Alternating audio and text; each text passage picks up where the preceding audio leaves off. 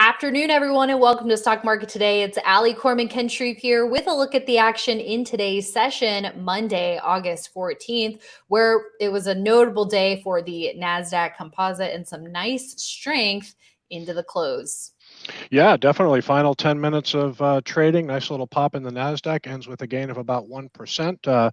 We'll talk about that. And three stocks to watch. Adobe, ADBE, still fighting a good fight amid a lot of tech carnage, I guess we could say. Yeah. Fluor, FLR, provider of engineering construction services, looking good. And in the software sector, along with Adobe, let's take a look at Atlassian, TEAM. Team is the symbol there.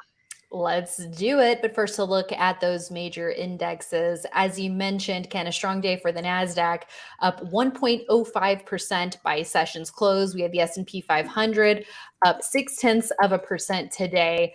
The Dow was in the green, but barely up less than 0.1% by session's close, still holding above that 21-day line. The Russell 2000 did not participate in the upside today, Ken, but it did close off its lows, down just 0.3% today.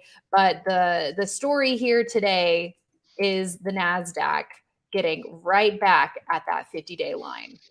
Yeah, we put the market uptrend under pressure due to some of the selling that we've seen rise in the Nasdaq, and we've been talking about sort of increasing distribution days since it hit that recent high of 14,446. So over a 2-3 week period of time, you've had quite a few higher volume declines that we're paying attention to. That's sort of a form of institutional selling. Had a pretty easy volume comparison to Friday. Volume was pretty light in the market Friday, so it looks like we're going to be higher on the Nasdaq today, still below average, but it was a pretty good close. I mean, this index was holding a gain of about 0.7% for a good portion of the session. It was kind of moving sideways, and then there's that intraday chart. You can see the last final 10 minutes of trading, some volume came into the market and pushed the Nasdaq up to its session high. And that's what we want to see. Week open, strong close. If you look recently here, strong open, weak close, that's going to get you a downtrend there. But speaking of, we haven't quite broken the downtrend here yet, Ken. So it looks like it'd be great to see the Nasdaq make a little bit more progress above the 50-day line, above this downtrend line. And it's got less than 1% to the 21-day line. So that could be achievable here pretty quickly if the strength keeps it up.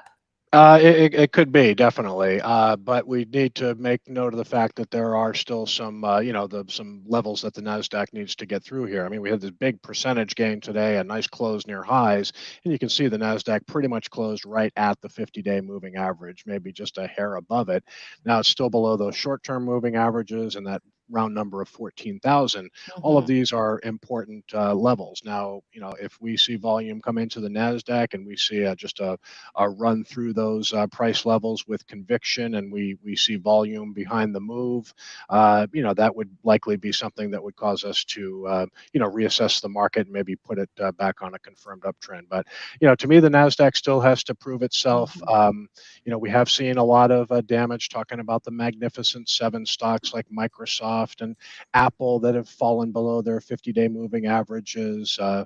Super Microcomputer, a big stock market leader, that one has fought back a little bit today. Some of these AI stocks bounced back, but so there's been some damage done to the Nasdaq. Normally that takes a little time to square itself away, but we're open to any possibility here. So we know the levels the Nasdaq needs to conquer. It could have a tough time doing it, or it might not. We'll just have to kind of assess the situation each day. But it looks to me like the Nasdaq still definitely has some resistance to work through here. It does. It's not smooth sailing from here. NVIDIA definitely a standout on the day. But if you look at market breadth, that was an issue, right? With losing stocks outnumbering the winners today. Yeah, breadth was negative all day, and it did get better as the session wore on, but it was still less than 2-to-1 negative on both the exchanges. So early in the session, it was 4-to-1 negative on the NYSE. It was close to 3-to-1 negative on the Nasdaq. So you had declining stocks, really a slight edge over advancers, but breadth was still negative, and that's something to keep in mind. Not a deal breaker. I mean, we'll take the positive close that we got with the Nasdaq, but yeah, we had declining stocks outnumbering winners on both exchanges all day. Mm-hmm. And now let's take a look at KRE and XLF. What are you seeing here in financials, Ken? Well, I thought it was interesting. I was talking with my colleague Dave Chung about this. Let's go back to the IWM, which is the small cap ETF, and that closed lower today, but it did make a really nice stand at the 50-day moving average here. So down about 0.1%, 0.2%. Now, normally, this KRE, the regional banking ETF, and the Russell 2000 have been moving pretty closely. So while you had a nice rally off lows for small caps today, the KRE actually closed near its session low. It was down 1.9% today, thereabouts, giving up support at the 21-day moving average. So I thought that was kind of an interesting mix today. You did have small caps rally nicely off lows, but you didn't see a lot of these financials, particularly regional banks, rally off lows. Yeah, a notable divergence there. And here's a look at XLF, looking like it's trying to hold on right around its 21-day. Yeah, totally different look here now. The weightings and the stocks are completely different. I mean, the highest weighted stock in XLF is the Berkshire B shares. JP Morgan, which has been just an outstanding performer, still a very bullish technical setup here for JPM. That's another top weighted stock in this ETF as well. And then behind that is Visa and Mastercard, which are showing great relative strength still in this market. So sort of two different financial ETFs that look very different. The XLF that we just looked at, and then the KRE, that regional banking ETF, which was down about 2% today. Thanks for that, Ken. Now let's spotlight Adobe. ADBE, a nice percentage gain here today, 2.7%. Volume has been light for this stock as of late. And it looks like whether it's on the daily chart or the weekly chart, it's trying to find support at some logical levels right above 500, that round number there. And on the weekly chart, which I know you're a fan of here, Ken, you're keeping a close eye on that 10-week line. Yeah, and I think this looks like a very orderly, healthy pullback. So we go back to the daily chart, and you can see, volume has really dried up in this stock. The reason it's still holding on to an accumulation distribution rating of A is those heavy volume gains when the stock was breaking out over that 400 level. That's still kind of helping the rating. But since then, you've had several higher volume gains and very little in the way of higher volume declines. So that's giving it a strong accumulation distribution rating. And again, you mentioned that 50-day moving average just below the 500 level. Adobe came down close to that 500 level today, found some support. And then just back over to the weekly chart, this to me looks like a stock that this is just a great first test of the 10-week moving average, and arguably an actionable stock. I'm still a little unsure which way the Nasdaq wants to go here. Going to kind of watch the price and volume a little bit more, but amid a lot of carnage in the technology sector, Adobe is still looking pretty good here. Great. Thanks for that, Ken. Next on our list, we want to take a look at FLR, Fluor, in the building heavy construction group. This group is now ranked 15 out of 197. You got that big pop on earnings, and now it's gone nice and tight. Yeah, and this is what you want to say. Always like paying attention and having gaps up on my watch list. And this stock has done a pretty good job of holding that gap. It's still holding above its short-term moving averages.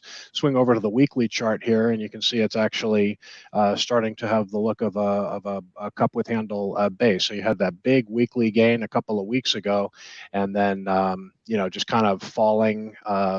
Last sellers getting shaken out of the stock here. So this one still could have more left. Just want to let this set up work its way through a little more. But to see it holding gains like it is and trading, showing some tight weekly closes here, that's a good sign. And this is a fundamental superstar. It's got Yeah. great annual earnings estimates. You can see it's probably a little bit of a turnaround story. You can see earnings growth has really ramped up in recent quarters. Engineering, construction services, they do a lot of work in the energy markets, but they also have a lot of work with the Department of Defense, Department of Energy, so some government contracts as well. But they're really arguably the 800-pound gorilla in this group, and still looks good here.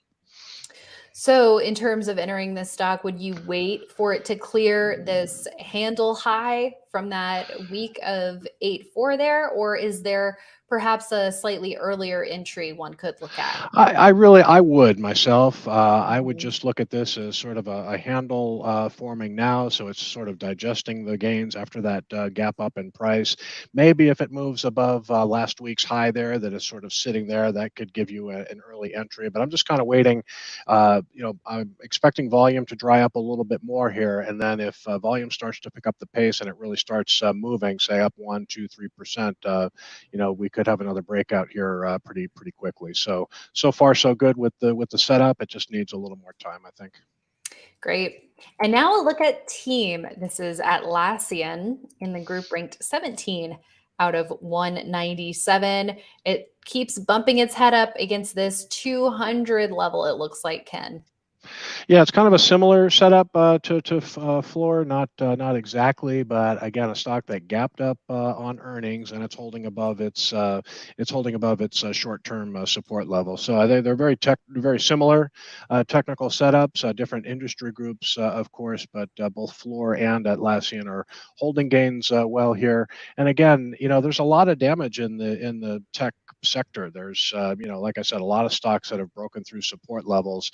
Here, Atlassian, a stock which, by the way, has tremendous mutual fund sponsorship. If we can just pull up the sponsorship block here on this chart and take a look at some of the funds we like to follow, it's got quite a few funds in the IBD Mutual Fund Index that own shares here. So it's sort of a not a widely known name in the enterprise software group, but trading very tightly after that gap up. That tells me that if this market uptrend is for real, and this is just sort of a kind of a short-term pullback, this one could have more gas in the tank as well.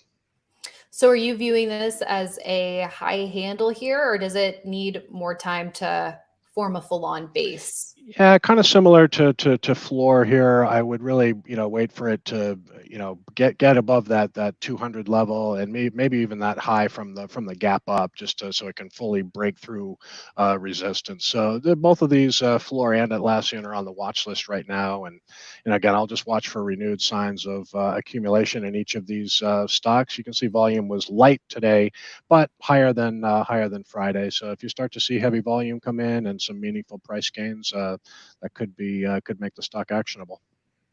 All right, sounds like a plan.